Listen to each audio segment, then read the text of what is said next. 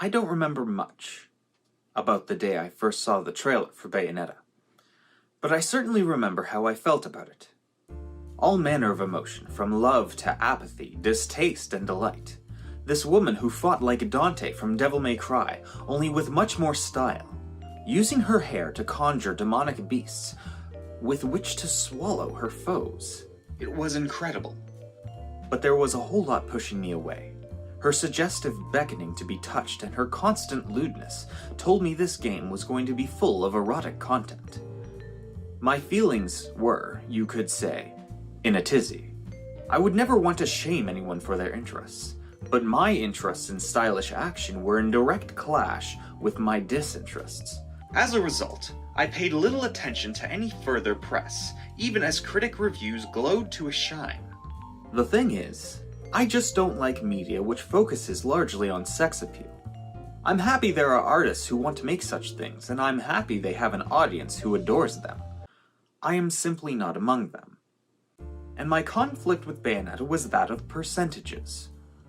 Was Bayonetta's erotic appeal going to outshine the action, or would I be having too much fun to care?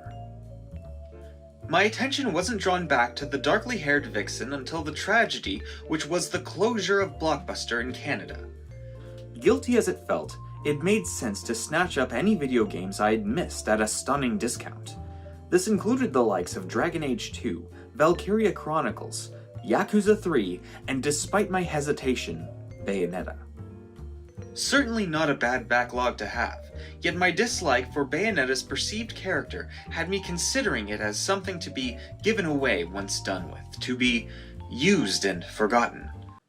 There is a term for that, but I do not remember what it is. I delayed playing it until the last moment. For those keeping track, that's at least 3 RPGs in the way of Bayonetta's curvaceous clutches. I believe it was fairly late in the day, the sky as dark as my soul, and I had decided to give in. Before bed that evening, I was to start playing Bayonetta. Unsurprisingly, its opening moments aligned with my stylish sensibilities. Campy use of film grain as our resident witch fought angels atop a crumbling clock tower. Indeed, I'd hardly noticed the sex appeal that I was afraid of. For a moment, I had a very good feeling. A feeling which was shaken a tad as Bayonetta began to lose her clothing in one of the first cutscenes, but warily regained as the cutscene continued. What remained of that scene was filled instead with clever action and even cleverer sight gags.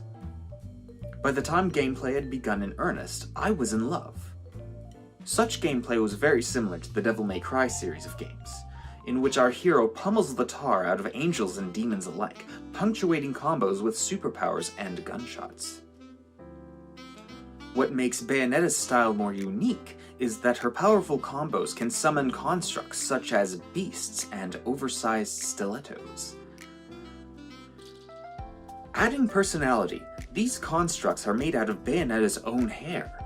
The last notable feature of this combat is dodging, which if done correctly, can stop time for a moment, allowing a few extra hits. Mastering this combat is some of the most fun I've had in an action game, and it is very easy to get sucked in, regardless of my feelings towards the character.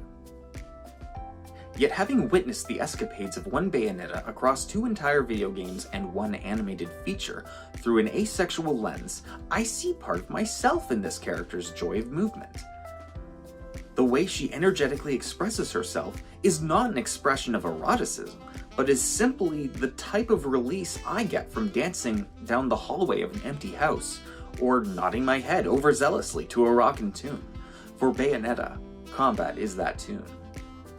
Experiencing this content at the time as a burgeoning asexual, Bayonetta helped me see otherwise erotic content in ways which were more creatively attuned to my tastes.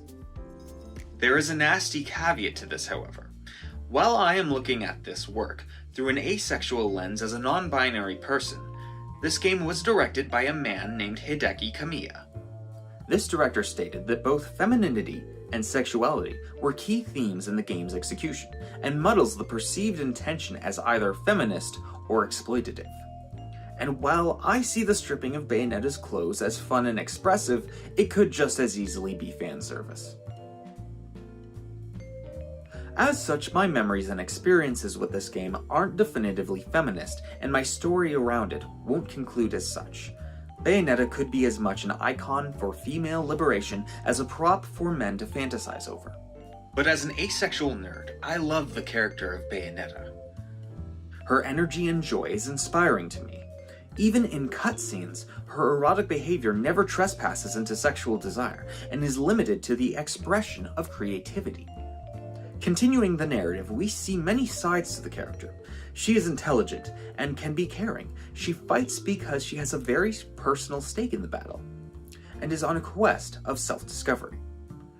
Her desire more than anything is to learn who she is and where she comes from, but she never lets her quest for her past stop her from being who she wants to be. A smart, cool person who basks in the joy of the dance, free of restraint. The kind of person a lot of us wish we could be.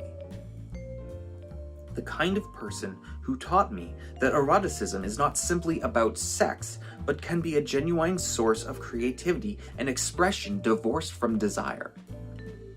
I am happy that I came to the conclusion with Bayonetta as early as I did. I was overcome with joy on my birthday of the year 2014 as I received my Wii U copy of Bayonetta 2. Similarly, I was emotionally relieved to watch the Bayonetta animated feature film while I was sick in bed sometime later. As such, I am delighted with the thought of playing Bayonetta 3 on the Nintendo Switch this October.